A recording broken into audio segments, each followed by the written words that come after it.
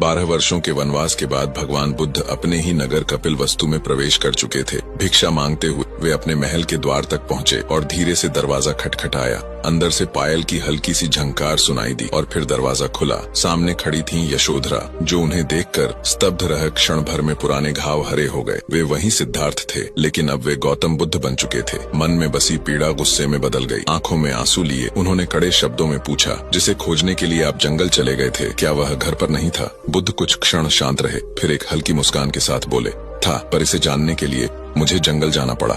यशोधरा के होंठ कांप उठे। उनकी आंखों में बीते वर्षों का दर्द उमड़ पड़ा। अगर भगवान हर जगह है तो फिर उन्हें ढूंढने की क्या आवश्यकता? यशोधरा ने व्यंग्य में कहा। बुद्ध ने प्रेम पूर्वक उत्तर दिया, हमारे पास जो होता है हम उसे देख नहीं पाते। पानी में पड़ा चंद्रमा देखने वाला असली चंद्रमा भूल जाता है। सत्य हमारे भीतर था, लेकिन अहंकार और अज्ञान के बादल उसे ढक रहे थे। जंगल जाकर ही यह जाना कि जिसे खोज रहा था वह मेरे भीतर ही था। यशोधरा कुछ पल चुप रही। उनकी आंखों में भावनाओं का ज्वार उठ रहा था। उन्होंने राहुल को पास बुलाया और कहा, तुम्हारे पिता अब केवल मेरे नहीं पूरे संसार के हैं।